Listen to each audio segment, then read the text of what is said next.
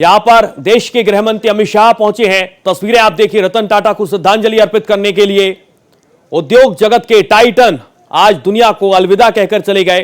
तमाम बड़ी हस्तियां श्रद्धांजलि अर्पित करने के लिए पहुंच रही हैं और इसी कड़ी में देश के गृह मंत्री अमित शाह पहुंचे हैं।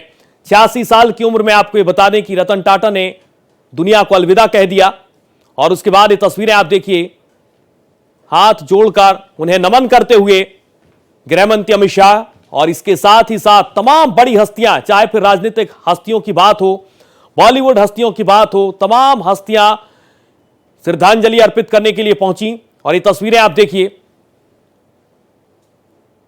तमाम सियासतदान, पीयूष गोयल को आप देख पा रहे हैं, तमाम बड़ी हस्तियां यहां पर श्रद्धांजलि अर्पित करने के लिए पहुंची। ये तस्वीरें आप देखिए, गृह मंत्री अमित शाह पहुंचे, पीयूष गोयल को आप देख पा रहे हैं श्रद्धांजलि अर्पित करते हुए।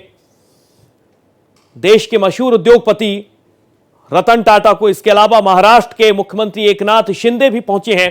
डिप्टी सीएम देवेंद्र फडणवीस ने भी श्रद्धांजलि अर्पित की है। देश और दुनिया में शोक की लहर है। ये तस्वीरें आप देखिए, 4 बजे के आसपास अंतिम संस्कार किया जाएगा राजकीय सम्मान के साथ और इसी के साथ श्रद्धांजलि अर्पित करने के लिए, अंतिम दर्शन करने के लिए बड़ी संख्या में लोग पहुंच रहे हैं। तमाम राजनीतिक हस्तियां, बॉलीवुड जगत की बड़ी हस्तियां, सिनेमा जगत की बड़ी हस्तियां और इन सब के बीच खेल जगत की बड़ी हस्तियां भी अंतिम दर्शन के लिए पहुंच रही हैं। 86 साल की उम्र में आखिरी सांस उन्होंने ली और सीधे चलेंगे अपने संवाददाता अभिषेक पांडे का रुख करेंगे। अभिषेक, तमाम बड़ी हस्तियां, चाहे राजनीतिक हस्तियों की हम बात करें, खेल जगत की तमाम हस्तियां हो या फिर राजनीतिक हस्तियां हो, गृह मंत्री अमित शाह पहुंचे, महाराष्ट्र के मुख्यमंत्री एकनाथ शिंदे को हम देख पा रहे हैं, डिप्टी सीएम देवेंद्र फडणवीस ने भी अंतिम दर्शन किए, श्रद्धांजलि अर्पित की। अपडेट जानकारी आप दीजिएगा कि अंतिम संस्कार के लिए किस तरीके की तैयारियां हैं और कौन कौन सी बड़ी हस्तियां अंतिम संस्कार में शामिल होने के लिए पहुंच रही हैं। अभिषेक,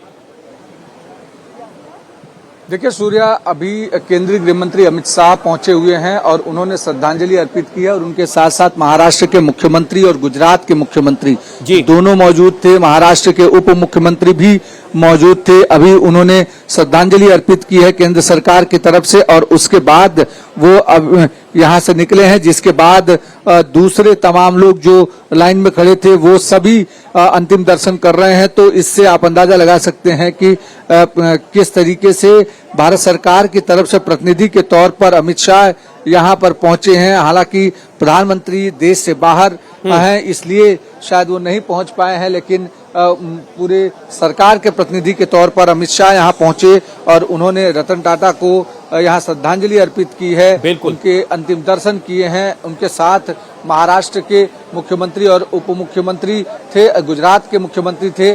4 बजे के आसपास का समय किया गया है, वो वर्ली में जहाँ पर रतन टाटा का अंतिम संस्कार किया जाएगा। पहले वहाँ पर पारसी रीति रिवाजों के साथ उनको अलग अलग तरीके से उनका प्रार्थना की जाएगी और उसके बाद अंतिम संस्कार किया जाएगा हिंदू रीति रिवाजों से।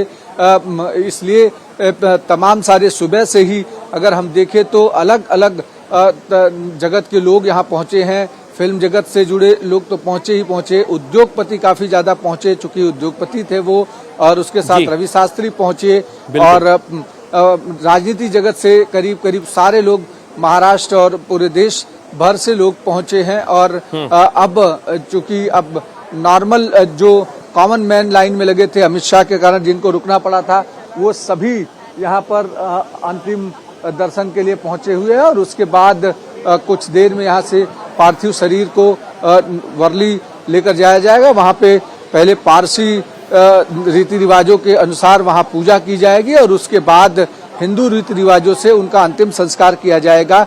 आज सुबह से ही कुछ इसी तरीके की भीड़ यहाँ देखने को मिल रही है एनसीपीए में, जब लोग रतन टाटा के अंतिम दर्शन करने के लिए पहुंचे हुए हैं।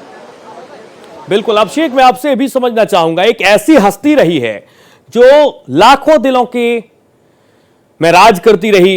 रतन टाटा की जब भी बात आती है, जब भी उनके व्यवहार की बात आती है, कोई भी उनकी तारीफ करते हुए नहीं थकता था और वही तस्वीर हम देख पा रहे हैं अंतिम दर्शन के लिए भी।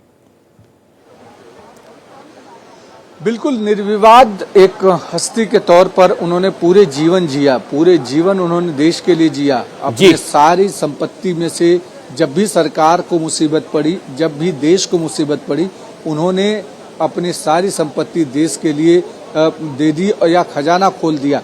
कोविड के समय में 2000 करोड़ रुपया रतन टाटा की तरफ से, टाटा ग्रुप की तरफ से केंद्र सरकार को दिया गया था। इसके साथ साथ जब भी कोई मुख्यमंत्री किसी भी स्टेट का इन्वेस्टमेंट करने के लिए मुंबई पहुंचा और उन्होंने रतन टाटा से मदद मांगी, तो रतन टाटा ने उन्हें कभी निराश नहीं किया। उन्होंने एक कॉमन मैन के लिए लखटकिया कार से लेकर के एक इंडस्ट्रियलिस्ट के जगुआर तक बनाने का काम किया।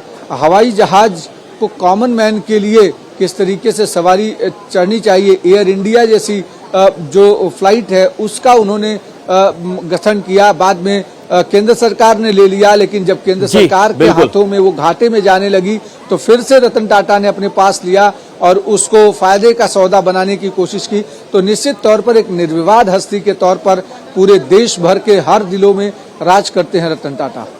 बिल्कुल, देश ही नहीं बल्कि दुनिया में एक अलग नाम, अलग पहचान और अपने काम के दम पर किस तरीके से लोहा मनवाया, वो शख्सियत जिसने आज दुनिया को अलविदा कह दिया है, जो हर किसी के दिल में बसता था, जो हर किसी की जुबान पर रहता था, खासकर उद्योग की जगत में ऐसा नाम जो बहुत अलग तरीके से एक मिसाल उन्होंने पेश की अपने व्यवहार की।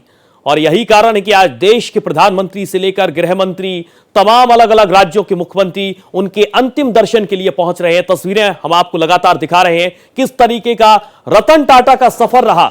86 साल की उम्र में उन्होंने आखिरी सांस ली, लेकिन इन सब के बीच सबसे बड़ी बात कि आखिरकार वो नाम, वो हस्ती अब इस दुनिया को अलविदा कह चुकी। मुंबई के ब्रीच कैंडी अस्पताल में बीती रात उन्होंने आखिरी सांस ली और आज अंतिम दर्शन के लिए उनके पार्थिव शरीर को रखा गया है। बड़ी संख्या में लोग उनके अंतिम दर्शन के लिए पहुंच रहे हैं।